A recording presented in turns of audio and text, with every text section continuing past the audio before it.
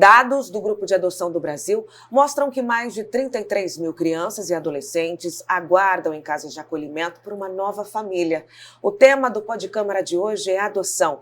Por este motivo, recebemos em nossos estúdios o juiz da Vara da Infância e Juventude de Assis, Arnaldo Valderrama. Seja bem-vindo, doutor. Obrigado. É um prazer muito grande estar aqui para falar sobre esse assunto tão importante. Eu agradeço o convite da TV Câmara. Doutora, a gente já começa perguntando sobre o processo de adoção. Quais são os requisitos? A adoção é um instituto que tem por objetivo dar uma oportunidade para as crianças, adolescentes e adultos terem uma convivência familiar. O adotante ele vai receber esse filho adotivo na sua família como filho, vai ter todos os direitos de um filho consanguíneo. E aquele interessado na adoção, ele tem que respeitar alguns requisitos que estão na Estatuto da Criança e Adolescente. Esses requisitos é ser maior de 18 anos, ser civilmente capaz, tem que ter uma diferença de pelo menos 16 anos entre o adotante e o adotando. A lei ela não traz como requisito estado civil e nem opção sexual. Então é possível uma pessoa solteira estar adotando, ou viúva, ou então até de uma pessoa, um casal homoafetivo, não há problema algum. Tem que preencher alguns dados, por exemplo, eu chego com como candidata para adoção, eu vou preencher um formulário. O que tem nesse formulário, por exemplo? O primeiro passo para aquele pessoa interessada em fazer parte desse processo, ele tem que procurar a Vara da Infância e Juventude, vai na Secretaria do Cartório e traz alguns documentos pessoais. E lá, além disso, vai ter que trazer certidões de antecedentes criminais, porque um dos requisitos que é avaliado é a questão da idoneidade dessa pessoa. Ela vai ser convidada para fazer parte, para assistir um curso de adotantes que vai ser ministrado pelos profissionais do setor técnico. E lá vão ser tiradas todas as dúvidas sobre esse processo de adoção. Depois disso, é feita uma avaliação com esses candidatos lá pelas psicólogas, assistentes técnicas, assistentes sociais do fórum.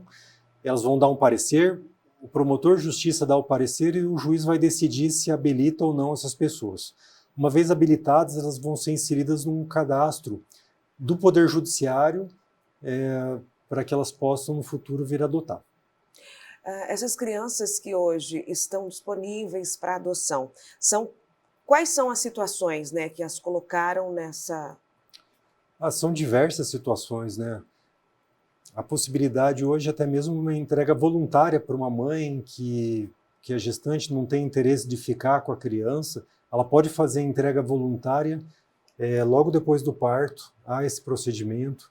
É possível que crianças venham por situação de negligência, abandonos, maus tratos, violência sexual, tem inúmeras situações. Hoje, quais são os principais desafios, né, que vocês encontram em relação à adoção? Eu acho que uma das maiores dificuldades é um descompasso entre o perfil de criança que os adotantes estão procurando e o perfil de criança que está disponível para adoção.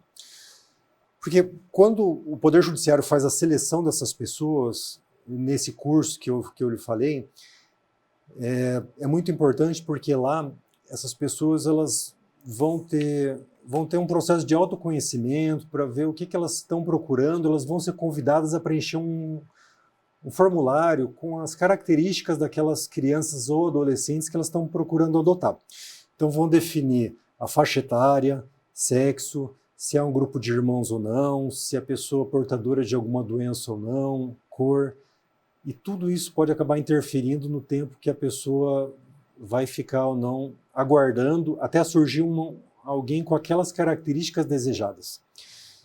Então, normalmente, muitas dessas pessoas, elas escolhem crianças mais jovens, crianças pequenas, bebês, e essa é uma escolha pessoal, compete exclusivamente àquela pessoa que está se cadastrando.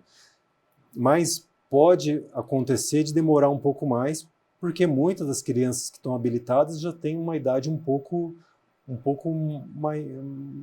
maior.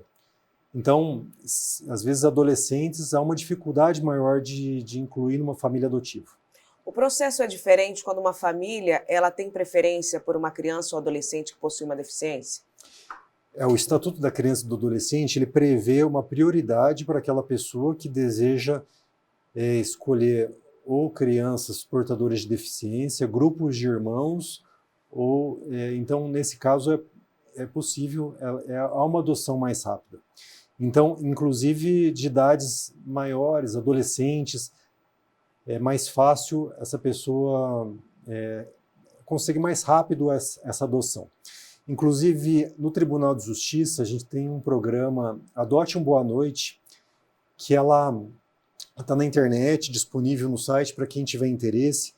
Acessa o site e lá vai ter fotos, histórias de pessoas que estão disponíveis, ou melhor, de crianças e adolescentes que estão habilitadas para adoção e que não há um perfil tão procurado pelas pessoas. E é possível conhecer a história, inclusive agendar, fazer contato com esses adolescentes. E eu fiquei muito animado, porque aqui há em Assis 2 adolescentes que estão em processo de adoção nesse sistema, que conheceram por esse site. Ai, que bom. Então há uma possibilidade a mais de encontrar uma família para esses adolescentes. Doutor, quando nós chegamos ao ponto da adoção, ok, foi aprovado, mas existe um acompanhamento, né? Por exemplo, tem a criança, mas a criança vai conhecer essa família antes, vai ter uma equipe de profissionais para visitar a casa, para saber qual que é a dinâmica da família. Explica para a gente. Olha, esse acompanhamento ele é feito por meio do estágio de convivência com os pretendentes à adoção e os adotandos. Isso está previsto no Estatuto da Criança e do Adolescente, é o juiz quem fixa esse estágio de convivência. E aí vai avaliar a afinidade, a compatibilidade, os cuidados desses pretendentes aos adotandos. Então, é possível, às vezes, um bebê já ir direto para a guarda dessas pessoas, ou então, se for um pouco mais velho, a gente faz uma aproximação primeiro na casa, há visitas, pode ser feitas visitas fora da casa, depois evolui para uma guarda, e depois é feita uma avaliação pelas psicólogas e assistentes sociais do fórum, para ver se esse estágio foi satisfatório, e daí, por fim, concretiza essa adoção. Doutora, eu não sei se a senhora já passou por essa situação de famílias adotarem e depois quererem devolver a criança. Já aconteceu? Olha, infelizmente isso é uma coisa que já aconteceu, é raro acontecer, a maioria das adoções dá certo, mas eu já vi acontecer durante o estágio de convivência, de não dar certo. É possível, a gente está aqui preocupado com a criança, o adolescente, para que ele fique bem. Então, se não há um bom convívio, não teve um entrosamento, é possível não concretizar essa adoção. Agora, se depois de adotar ter esse tipo de problema, a pessoa pode, inclusive, ficar sujeita a ter que pagar uma reparação para essa criança, porque há um trauma, né? Ela pode ficar com uma sequela psicológica, se depois que feita a adoção ter problema, mas pela lei a adoção ela é irrevogável. Agora, já teve casos na justiça em que a pessoa que devolveu teve que pagar até indenização para a criança. Doutor, por que a gente tem essa impressão de que a adoção internacional ela tem um caminho mais rápido? O que acontece? Qual que é a diferença? Essa adoção internacional ela é prevista na lei e é possível deferir, só que ela é muito rara, pelo menos eu nunca julguei um caso de adoção internacional, e a lei ela traz algumas diferenças para a adoção nacional, que ela vai para a adoção internacional se não tiver ninguém cadastrado no cadastro nacional que queira a criança daquele perfil. Então, por isso que pode ser mais rápido, porque há, nesse caso, essa distinção. E, além disso, outra diferença que a lei traz é que, nesses casos, há um estágio de convivência mínimo de 30 dias e máximo de 45 dias, que pode ser prorrogado e que é feito no território nacional. Então, a lei traz esses cuidados assim, no caso de adoção internacional. E em caso de adoção ilegal e irregular? Infelizmente, isso é uma coisa que é esse processo? já aconteceu aqui em Assis e o que eu posso orientar as pessoas é para não fazerem isso. Porque já teve pessoas que quiseram burlar esse cadastro, essa lista de adotantes, e se aproximam de pessoas, de crianças e mães que não há vínculo biológico, vínculo familiar nenhum. Se aproximam com o intuito primeiro de ajudar, depois para conseguir cuidar dessas crianças, entram com a guarda e depois com a adoção. O que eu posso falar é que já teve mais de um caso aqui em Assis que, quando o judiciário toma conhecimento, faz a busca e apreensão dessas crianças para ir para casa-abrigo. É possível que elas vão para adoção regular, para as pessoas que estão cadastradas na lista, e então a pessoa que faz isso fica sujeita a perder a criança e não conseguir adotar essa criança. Na casa-abrigo, doutor, como funciona, né? Como que a gente coloca uma criança nessa casa, mas que ela não perca, assim, aquela essência familiar dentro da casa? Quem mora na casa com elas? Quem cuida? Então, aqui em Assis, geralmente as casas de abrigo são todas assim. É como uma casa normal, vão ter os cuidadores que vão cuidar, tem coordenadora, assistente social, psicóloga, pessoas que vão acompanhar essas crianças, e elas têm uma rotina normal, vão para a escola, vão para os atendimentos, praticam esportes, tem a hora de brincar, tem a hora de dormir, tem as regras da casa, e nos finais de semana, porque eles recebem visitas dos familiares quando isso é permitido, podem às vezes ir para casa dos familiares ou para casa ou fazer atividades fora da casa-abrigo. A ideia é que seja uma casa normal. O que se fala em adoção, que o senhor, um mito de adoção, algo que o senhor sempre tem que explicar que não acontece, que as pessoas acham que acontece, os principais erros, que as pessoas pensam que... Eu acredito que pode causar um pouco de receio quem está pretendendo adotar, achar que essa criança vai ter que obrigatoriamente ter vínculo com a família biológica. E uma vez que a adoção rompe o vínculo com a família biológica, e esse contato com os familiares só é possível se os pais adotivos permitirem. Se eles não quiserem, não são obrigados a manter esse contato com o pai, com a mãe. Lógico que quando há irmãos e a gente rompe separa os irmãos, a gente sempre orienta, se possível, manter o convívio, mas depende da vontade dos pais adotivos. Doutor, o senhor disse que já aconteceu casos, não em Assis, né, mas de devolução dessa criança à casa. O senhor acredita, nesses anos de experiência, que esses pais que pretendem adotar também tem que ter um acompanhamento psicológico para ter certeza do que está fazendo?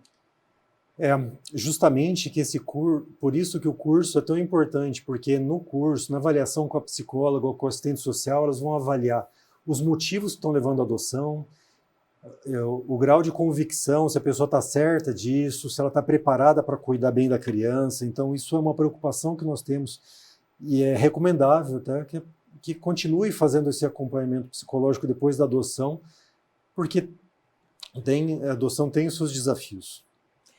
É totalmente sigiloso, doutor? Por exemplo, a criança é adotada, um bebê, por exemplo, e a família, ninguém fica sabendo de dados, é tudo documentado. O processo é sigiloso, sim. A família biológica, ela não tem o contato, não sabe nome nem endereço da família adotiva. O que a lei prevê é que depois, após os 18 anos, se o filho adotivo ele quiser, ele tem o direito de conhecer a origem dele. Então ele pode ter acesso a esse processo depois dos 18 anos. Mas outras pessoas não têm acesso.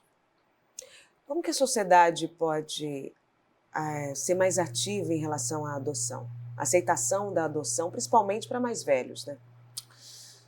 Olha, eu acredito que a adoção ela é muito importante para a sociedade, porque essas crianças elas são retiradas de lares desestruturados, elas estavam com famílias negligentes, que não impõem limites, não cuidam bem, elas são colocadas numa outra família que vai dar amor, afeto, educação.